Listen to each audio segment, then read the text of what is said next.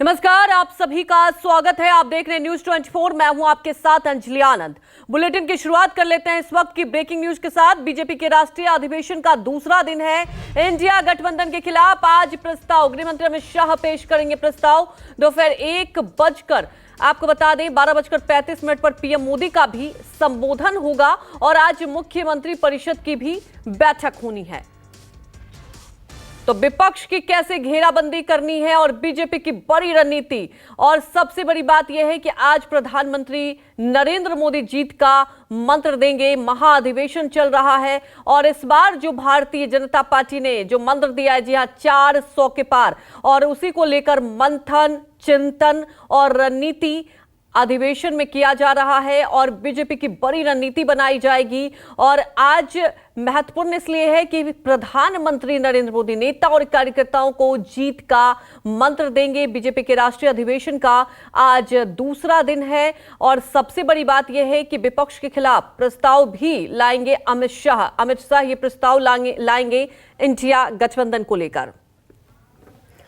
तमाम जानकारी के साथ हमारे सहयोगी कुमार गौरव लाइव जुड़ चुके हैं। कुमार गौरव, इस बार कहते हैं ना, जब टारगेट बड़ा हो तो मंथन भी उतना ही, और आप समझ सकते हैं रणनीति भी बड़ी होती है। 400 पार का मंत्र दिया जा रहा है।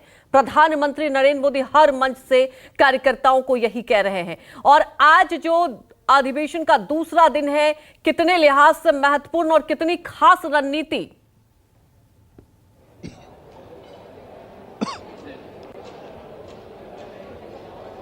देखिए, बिल्कुल कल से अधिवेशन की शुरुआत हुई है और पहला जो रेजोल्यूशन आया था वह सकारात्मक था। विकसित भारत मोदी की गारंटी नाम से आया था। लेकिन आज जो तैयारी है, आज दूसरा रेजोल्यूशन जो है, जो आपसे कुछ देर में गृह मंत्री अमित शाह पेश करेंगे, उसका शीर्षक रखा गया है इंडिया और कांग्रेस के हताशा का गठबंधन। 7 पन्ने का ये रेजोल्यूशन होगा और जाहिर सी बात है कि उसमें तमाम जो इंडिया गठबंधन के सहयोगी हैं, उनके राज्यों में जो हो रहा है, उन तमाम चीज़ों को लेकर बीजेपी निशाना साधेगी। जाहिर सी बात है, जब ये 7 पन्ने का जो ये रेजोल्यूशन है, उसमें जो जिक्र किया गया है, वो जो पश्चिम बंगाल में लगातार हिंसा की घटनाएं हो रही है, उसका जिक्र किया गया, उसका भी जिक्र किया गया है। साथ ही कांग्रेस पर निशाना साधा गया है कि तमाम जो आप कह सकते हैं कि जो संवैधानिक संस्थाएं हैं, जब सुप्रीम कोर्ट उनके या कोर्ट उनके खिलाफ फैसला सुनाता है तो वो कांग्रेस पार्टी कोर्ट के खिलाफ हो जाती है। जब वो चुनाव हारते हैं तो चुनाव आयोग के खिलाफ हो जाते हैं, ईवीएम के खिलाफ हो जाते हैं। यानी कि कुल मिलाकर ये 7 पन्ने का जो रेजोल्यूशन आज का है, वो इंडिया और कांग्रेस के जो गठबंधन, जो अलायंस अब बचे हुए हैं, उन पे निशाना है कि ये लोग सिर्फ और सिर्फ परिवारवाद को बढ़ावा देने वाले लोग हैं, भ्रष्टाचार को छुपाने वाले लोग हैं और भ्रष्टाचार को पोषित करने वाले लोग हैं। यानी भ्रष्टाचारी सभी एक साथ हुए हैं। आखिर में जो मुख्य लाइन है वो मैं आपको पढ़कर सुना देता हूं कि उसमें क्या कहा गया है। आखिर का जो लाइन है उसमें आह्वान किया गया है कि भाजपा की यह राष्ट्रीय अधिवेशन आह्वान करती है कि कांग्रेस एवं इंडी गठबंधन की स्वार्थ, परिवारवाद, भ्रष्टाचार और नकारात्मक राजनीति एवं हताशा की राजनीति को पराजित करें एवं विकसित भारत के संकल्प के साथ प्रधानमंत्री श्री नरेंद्र मोदी के सुदृढ़ नेतृत्व में एकजुट हों। तो कहीं न कहीं कल जो था, कल पूरा दिन कल जो रेजोल्यूशंस आए, वो भाजपा और मोदी सरकार के उपलब्धियों को लेकर था। और आज का जो दूसरा दिन है उसमें मुख्य तौर पे कांग्रेस और विपक्ष पे निशाना साधा गया है और आह्वान किया गया है कि 370 का जो आंकड़ा है, जो बीजेपी ने तय किया है, जो श्यामा प्रसाद मुखर्जी जो फाउंडर्स मेंबर हैं बीजेपी के, उन्होंने जो 370 जम्मू कश्मीर से हटाने के लिए अपनी शहादत, अपने आप को शहीद किया, उनकी शहादत हुई थी, बीजेपी ऐसा मानती है। और उनको एक तरह से नमन करना है, उनको श्रद्धांजलि देना है। इसलिए 370 सीट जीतकर भाजपा की झोली में कार्यकर्ताओं को डालने का निर्देश दिया गया है। कुल मिलाकर कल सकारात्मक बातें हुई और आज विपक्ष को लेकर तमाम आज का जो अधिवेशन है उसमें नकारात्मक बात होंगी। यानी कि उनका जो भी विपक्ष को लेकर सरकार बीजेपी की मंशा है, वो सारी बातें रखी जाएगी। एक लाइन ये इसलिए हो रहा है क्योंकि जो तमाम 11,500 डेलीगेट्स जो पहुंचे हुए हैं देश भर से, जिला स्तर से लेकर केंद्रीय स्तर के डेलीगेट्स हैं, वो जब क्षेत्रों में जाएं तो विपक्ष को कैसे काउंटर करना है, इसका एक लाइन उन्हें मिले। कल तमाम तमाम उपलब्धियों का जिक्र हुआ। क्षेत्र में जाएंगे, जो कार्यकर्ता यहाँ जुटे हैं वो अपने उपलब्धियों की बात करेंगे, और जब विपक्ष को काउंटर करना होगा तो ये जो 7 पन्ने का आज का रेजोल्यूशन है, हताशा की राजनीति विपक्ष की, उसको लेकर वो क्षेत्र में जाकर विपक्षी दलों को काउंटर कर सकते हैं। तो ये एक तरह से आप कह सकते हैं कि 2 दिन का जो राष्ट्रीय अधिवेशन है, नेशनल कन्वेंशन है, वो कहीं ना कहीं एक तरह से ट्रेनिंग क्लास है अपने कार्यकर्ताओं के लिए कि 370 के लक्ष्य को प्राप्त करने के लिए इन उपलब्धियों के आधार पर आपको जनता के बीच में जाना है, और विपक्ष की जो नकारात्मक राजनीति जो बीजेपी लगातार कहती है, उनके क्या पॉइंट्स हैं, इनको लेकर आपको जमीन पर जाना है। तो आज से जब ये कार्यक्रम 12:30-1 बजे के आसपास प्रधानमंत्री भी जीत का मंत्र तमाम 11,500 जो कार्यकर्ता यहाँ जुटे हुए हैं, डेलीगेट जो जुटे हुए हैं उनको देंगे, उसके बाद से आप मानकर चलिए कि जब ये कार्यकर्ता अपने अपने इलाके में पहुंचेंगे तो एक तरह से बीजेपी लोकसभा चुनाव का अपना आगाज कर देगी।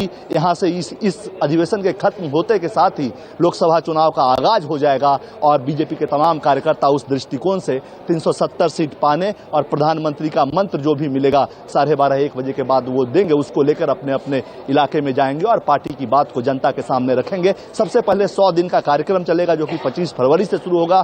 बीजेपी शासित राज्यों के लाभार्थी योजनाओं से जो लोग लाभान्वित हुए हैं या केंद्र की लाभार्थी योजनाओं से जो लोग लाभान्वित हुए हैं, अभी 25 तारीख से अगले 100 दिन तक बीजेपी के तमाम कार्यकर्ता, लगभग 25 लाख कार्यकर्ताओं को इसकी ड्यूटी दी गई है कि 6 करोड़ से ज्यादा लाभार्थी परिवार के घरों तक जाएंगे। 6 करोड़ घर का मतलब लगभग मोटा मोटी भारत में माना जाता है कि 30 करोड़ वोटरों तक आपको पहुंचना है। तो ये एक बड़ा टारगेट है जो बीजेपी अगले 1 महीने में अचीव करने का प्रयास करेगी, क्योंकि जब तक जनता के बीच नहीं पहुंचेंगे तब तक 370 प्लस का जो आपने लक्ष्य रखा है उसको कैसे हासिल करेंगे। तो आज की पूरी तैयारी उसी को लेकर है। एक तरह से ट्रेनिंग क्लास है। ये 2 दिनों का जो नेशनल कन्वेंशन है आज ये खत्म होगा, उसके बाद मुख्यमंत्री परिषद की बैठक होगी।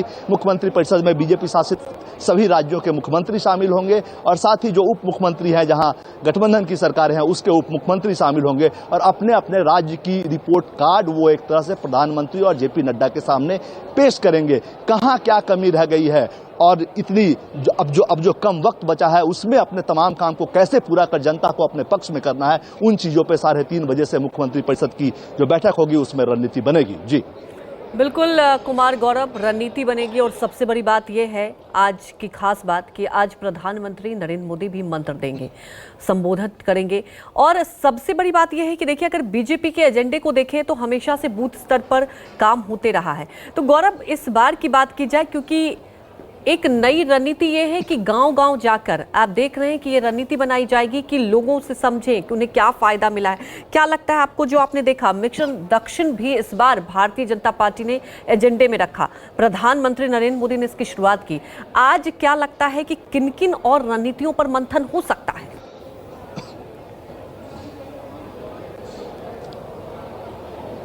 देखिए, जाहिर तौर पे चुनाव में कैसे, लोकसभा चुनाव में कैसे जमीन तक पहुंचना है, लोकसभा चुनाव एक अलग बात है, लेकिन प्रधानमंत्री लगातार ये कहते हैं कि जनता से और लाभार्थी से इस तरह का कनेक्ट बनाकर रखिए कि उसको ये नहीं लगे कि आप भाजपा के नेता हैं, उनको ये लगे कि आप उनके परिवार के सदस्य हैं, उनकी कोई भी समस्या सरकारी या गैर सरकारी स्तर की हो तो वो आपके पास पहुंचे। तो ये एक बड़ा लक्ष्य है, और आपने देखा होगा पिछले 10 साल में लगातार हर महीने, कोई भी महीना ऐसा नहीं होता, कोई भी तिमाही ऐसा नहीं जाता जब पार्टी का कोई ना कोई कार्यक्रम जनता तक पहुंचने का नहीं चल रहा हो। और जो लक्ष्य है 370 का, उसके पीछे एक और बात बताई गई है कि सभी कार्यकर्ताओं को, जैसा कि आपने बूथ स्तर की बात की, पन्ना प्रमुख बीजेपी में बनाया जाता है।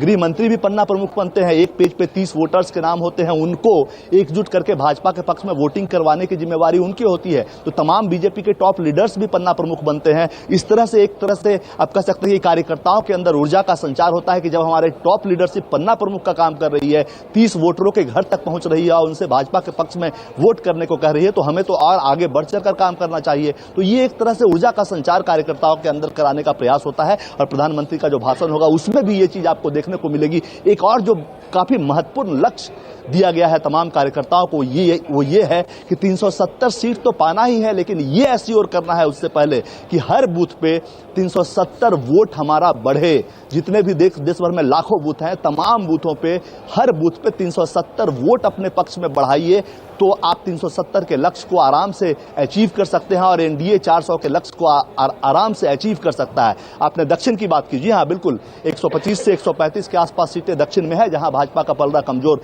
दिखता है, क्योंकि कर्नाटक में बीजेपी से कांग्रेस ने सत्ता ली है, वापस ली है। टीआरएस को हराकर तेलंगाना में कांग्रेस सत्ता में आई है। तो ये एक चुनौती भरा काम है, लेकिन उस दिशा में भी काम चल रहा है। जमीन पर दक्षिण में काफी लंबे अरसे से काम हो रहा है। और जो 160 कमजोर सीट आपको याद होगी, जिस पे बीजेपी ने 2 साल पहले काम करना शुरू किया था, 370 के लक्ष्य तक पहुंचने के लिए कहा जाता है ना कि नॉर्थ में तो तमाम सीटें आपके पास है, आप कहां से बिल्कुल। और तो यही वजह है कि देखिए इस बार मिशन साउथ पर भी खासा फोकस है, और वो आज जो मूल मंत्र दिया जाएगा उसमें खास झलक भी देखने को मिलेगी। हमारे साथ जुड़ने के लिए आपका शुक्रिया। आगे भी आपसे अपडेट लेते रहेंगे। इसे